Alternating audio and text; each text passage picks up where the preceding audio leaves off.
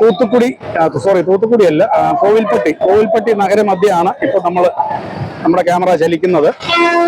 ഇടയ്ക്ക് വന്ന മഴ കാര്യമായിട്ട് പൊതുജനങ്ങളെ ഉപദ്രവിച്ചു എങ്കിലും തൽക്കാലം മഴ മാറിയപ്പോഴത്തേക്ക് ജനങ്ങൾ വീണ്ടും സജീവമായിട്ട് ആക്റ്റീവായിട്ട് വഴിയിൽ ഇറങ്ങിയിരിക്കുകയാണ്.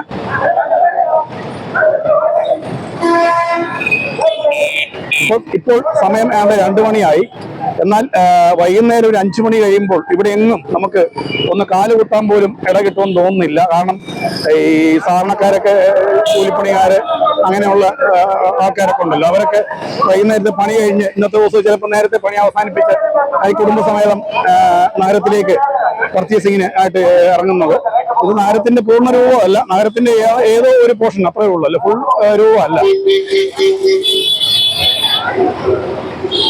നഗരത്തിന്റെ മധ്യ സ്ഥിതി ചെയ്യുന്ന പഴയ ബസ് സ്റ്റാൻഡിന്റെ സമീപമാണ് പ്രദേശങ്ങളാണ് ഇതൊക്കെ. ഇതുകൂടാതെ വലിയൊരു ബസ് സ്റ്റാൻഡ് നഗരത്തിന്റെ വെളിയിലുണ്ട്. എന്തായാലും പൊങ്കലിന് വേണ്ടിയുള്ള ഒരുക്കത്തിലാണ് തമിഴ്നാട് ജനങ്ങൾ ഒന്നടക്കം.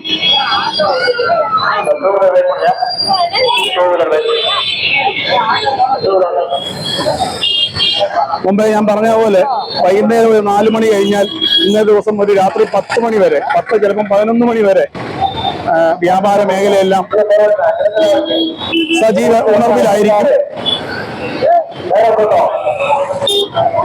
ഇന്നത്തെ പൊങ്കലിന്റെ അവധിയിൽ മറ്റൊരു പ്രത്യേകതയും കൂടെ ഉണ്ട് തമിഴ്നാട്ടിൽ. പൊങ്കലിന്റെ ദിവസം, അതായത് നാളെ 1-ാം തീയതി ആണല്ലോ, ആ പൊങ്കലിന്റെ ദിവസം ഇവര് രാവിലെ വ്യാപാര സ്ഥാപനങ്ങൾ നിർബന്ധമായും തുറന്നിട്ട് ഒരു കൈനീട്ടം വെക്കും, 1-2 കൈനീട്ടം വെക്കും. അതായത് ഒരു മണിക്കൂർ നേരം.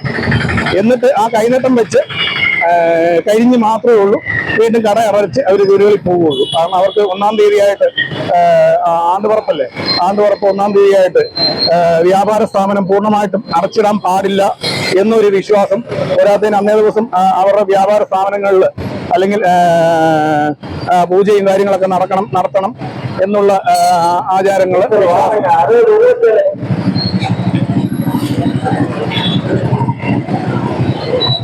എന്നുള്ള ഫോർമാലിറ്റീസ് ഒക്കെ ഇവർക്ക് ഇന്നും നിലനിൽക്കുന്നുണ്ട്.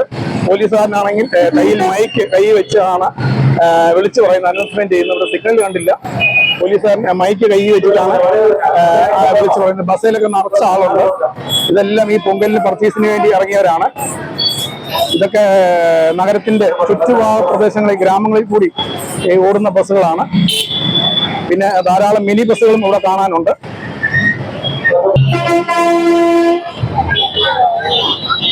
ഇനിയിപ്പം അഥവാ ഉച്ച കഴിഞ്ഞ് ശക്തമായ മഴ വന്നാൽ പോലും, എന്ത് മഴയല്ല, എന്ത് കൊടുങ്കാറ്റ് വന്നെന്ന് പറഞ്ഞാൽ പോലും നനഞ്ഞുകൊണ്ടാണെങ്കിലും നാളത്തേക്കുള്ള അല്ലെങ്കിൽ പൊങ്കലിന്റെ ഒരുക്കങ്ങളുടെ സാധനം മുഴുവനും മേടിച്ച് ഇവര് ഇന്നിപ്പോ ഏത് പാതിരാത്രിയായെന്ന് പറഞ്ഞാലും ഇതെല്ലാം വാങ്ങിച്ച് ഇവര് വീടുകളിലേക്ക് മടങ്ങുള്ളൂ. അതിൽ യാതൊരു മാറ്റമൊന്നുമില്ല. കാരണം അത്രത്തോളം ഇവരുടെ ജീവിതങ്ങളിൽ വളരെ പ്രധാനപ്പെട്ട ഒരു ദിനമാണ് നാളത്തെ ദിനം.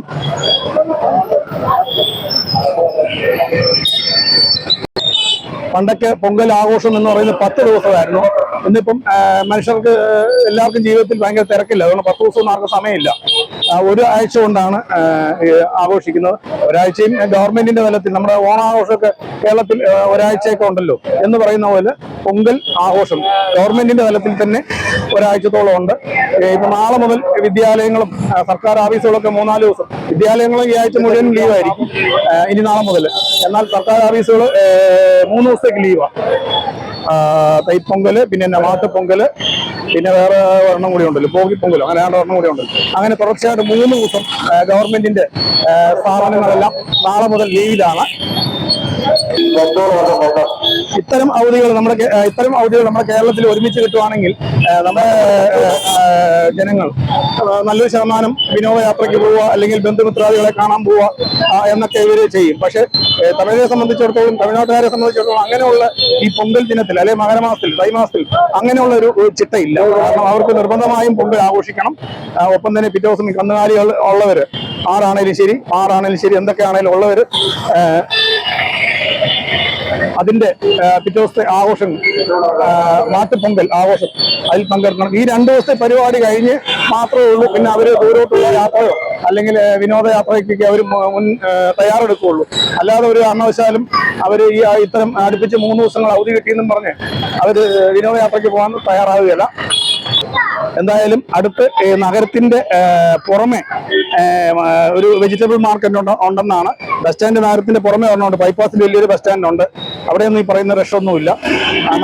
സിറ്റിക്കകത്ത റഷ്. പിന്നെ ഈ ശകലം ഒരു മന്ദത, സ്വല്പം ഒരു മന്ദത കാണുന്നത് ഞാൻ നേരത്തെ പറഞ്ഞ പോലെ മഴയുടെയാണ്. അടുത്ത നമുക്ക് നേരെ പോയി വലിയ മാർക്കറ്റ് കവർ ചെയ്യാം. നമ്മുടെ ഈ ചാനൽ പരിപാടി കാണുന്ന പ്രേക്ഷകർ ലൈക്ക് ചെയ്യുക, ഷെയർ ചെയ്യുക, സബ്സ്ക്രൈബ് ചെയ്യുക. ദീപം FIS ചാനൽ.